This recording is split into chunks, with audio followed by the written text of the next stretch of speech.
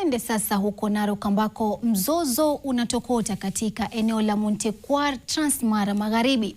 Kaunti hiyo baada ya wakazi wa lokesheni ndogo ya Ilmeshuk kupinga vikali na waziwazi mpango wa serikali wa kugawanya eneo hilo kwa mara ya kwanza tangu mwaka 1994 kuwa lokesheni mbili tofauti. Badala yake wakazi wanataka eneo hilo la kupandishwa kutoka lokesheni ndogo na kuwa lokesheni kamili. Ripota wetu Ruth Mbula ametuandalia taarifa ifuatayo. Wakizungumza baada ya mkutano maalum, wakazi wanasema kuwa baadhi ya maafisa wakuu serikalini wanahusika. Kuna watu wanajificha kwa nyuma ya serikali. Hiyo atakuwa megawa Moitanic mara mbili na hiyo hatutakubali.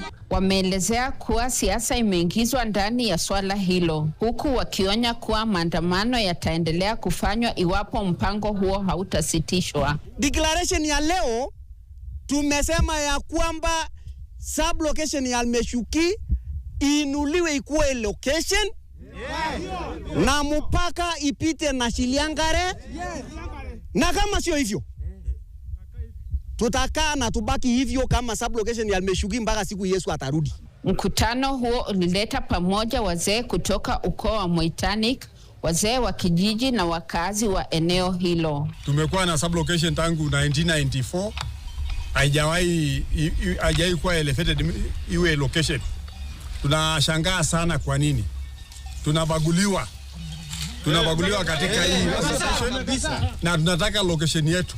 Wakazi wamemtaka naibu kamishna wa kaunti ndogo ya Transmara Magharibi kuingilia kati swala hilo kwa haraka. Tunaambia Mr. DC pia yeye angalie kabisa hii mambo si mzuri, angalia akae chini.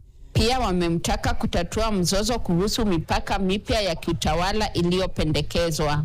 Lazima tuangaliwe tukiwa minority group ya Lalui, Moitanic clan, lazima tupewe location. Ni ombi la wakazi hao kuwa mgogoro huo utasuluhishwa kwa njia ya haraka.